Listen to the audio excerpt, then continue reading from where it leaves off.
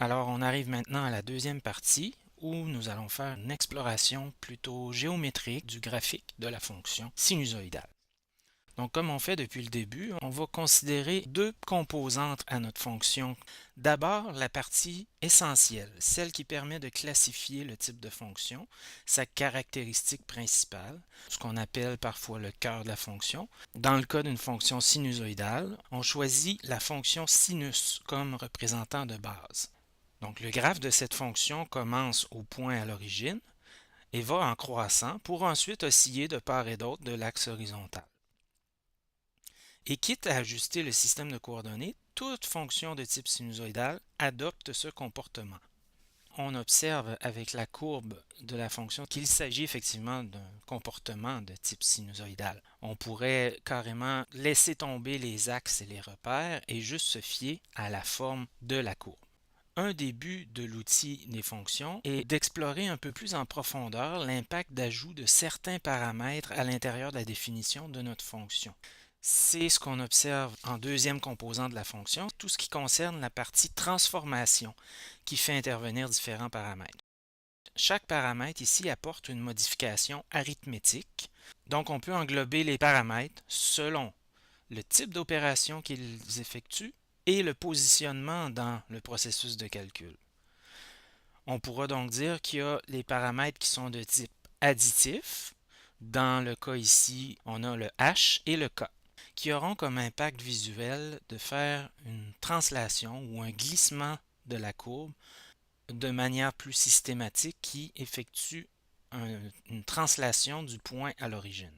On a ensuite les paramètres de type multiplicatif, donc qui agissent par une multiplication de constantes dans la fonction. Et ici, ces paramètres sont A et B qui multiplient d'une part la variable de départ et d'autre part la variable d'arrivée. Donc cela nous amène à la deuxième façon de classifier ces paramètres-là, soit ceux qui agissent avant le cœur de la fonction, donc sur la variable de départ, et les paramètres qui agissent après le cœur de la fonction, donc sur la variable d'arrivée. Donc, dans ce qui nous intéresse ici, ce qui agit avant le cœur de la fonction, c'est tout ce qui va être à l'intérieur du cœur de la fonction. Donc, on a les paramètres B et H ici qui agissent sur la variable de départ. Puis, si on continue, juste avant d'obtenir la variable finale, on a les deux paramètres A et K qui viennent eux aussi faire une transformation avant d'obtenir le résultat final. On peut utiliser un schéma plus algébrique pour décortiquer qu'est-ce qui se passe autour de nos variables. Donc, si on commence avec le début, on a simplement la fonction de base qui est grand X est envoyé sur grand Y par la fonction sinus. Maintenant, on peut séparer nos paramètres selon leur type d'opération. On a des paramètres multiplicatifs qui, pour leur part, effectuent géométriquement un grossissement.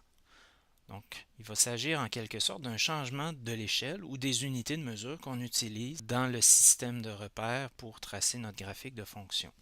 Donc, chacune des variables subit un effet multiplicateur par les paramètres A et B. B agit sur la variable de départ, donc à l'intérieur, et A agit à l'extérieur sur la variable d'arrivée. Ensuite de ça, on a la partie translation qui va être encodé par nos deux paramètres H et K. Donc le paramètre H va effectuer un décalage sur la variable X, tandis que le paramètre K effectue un décalage sur la variable Y. Dans ce cas-ci, l'opération est de type additive. À l'aide de tout ça, on peut reconstruire notre fonction. On sait que le point ultime, c'est le petit y. Donc on va remonter le chemin pour voir en partant du petit x quel a été le trajet pour arriver au petit y. Donc, si on remonte juste d'une étape, petit y, c'est simplement l'addition de k au produit a fois grand Y. Mais grand Y, on a dit que c'était sin de grand X. Donc, notre petit y, ça va être la somme de k plus a fois sin de grand X. Maintenant, il suffit de voir, au lieu de grand X, comment on pourrait isoler petit x à l'intérieur. On sait que grand X va être appliqué sur grand B fois grand X, c'est le facteur de grossissement, pour ensuite être décalé de plus H unités. Donc, le petit x, c'est H plus grand B fois X. Si on isole, on obtient l'égalité équivalente qui dit que grand X, c'est 1 sur B fois petit x moins H. Donc, c'est vraiment ici qu'on a l'action en sens opposé par rapport aux transformations appliquées sur Y, parce qu'on vient comme reculer dans le temps pour obtenir le point de départ. En bout de ligne, il y a une manière algébrique de visualiser qu'on effectue deux transformations géométriques de même nature sur les deux variables, soit un décalage et un grossissement. Maintenant, si on retourne dans la feuille Excel, grâce au curseur, donc on active les curseurs en cliquant sur oui, je veux manier les paramètres de manière plus dynamique. Ceci active les 4 curseurs associés aux valeurs des 4 paramètres. Et du même coup, dans la partie graphique, ça fixe la position des axes et du point d'origine. On peut, par exemple, on avait dit que les paramètres A et B agissaient comme des facteurs de grossissement, mais on peut observer ici qu'est-ce qui se passe lorsque je modifie le paramètre A. On voit que ça, si plus A devient grand, plus l'amplitude de mon oscillation devient grande.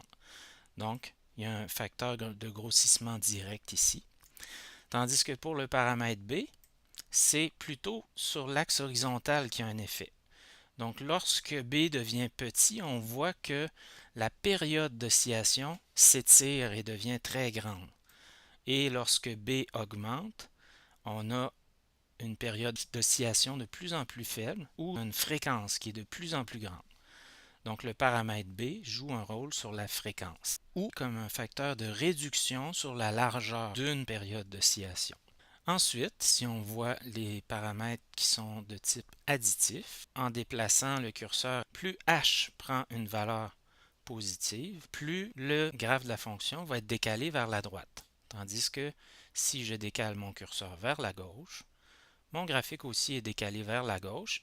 On peut l'observer grâce au point jaune qui est notre point de référence. S'il n'y avait pas eu de paramètre HK, ça aurait été le point à l'origine. Mais à cause de l'impact des paramètres H et K, ce point-là est celui qui est déplacé par translation. Et par ricochet, tous les autres points qui sont basés sur cette origine-là sont aussi déplacés par translation. Et si on déplace le paramètre K, le curseur du paramètre K, là on voit que c'est plutôt sur l'axe vertical qu'il y a une modification. Donc plus le paramètre devient grand, plus notre graphe est envoyé vers le haut. Et plus le paramètre est négatif, plus le graphe est décalé vers le bas. Donc, un autre truc pour savoir dans quelle direction on se trouve, on a juste à regarder sur chacun des axes, on a une flèche qui nous indique la direction du sens positif de l'axe. Donc, lorsqu'on a une quantité grandissante positive, on s'en va vers la droite pour l'axe horizontal, et une quantité positive signifie d'aller vers le haut pour l'axe vertical, l'axe des ordonnées. Une autre façon de voir les choses, ça serait d'encadrer dans un rectangle une seule période d'oscillation. On sait que la fonction sinus est périodique, donc il suffit de connaître le comportement sur une période pour pouvoir en déduire le comportement sur l'entièreté de l'intervalle. Donc on peut voir ça comme une espèce d'encadré rectangulaire.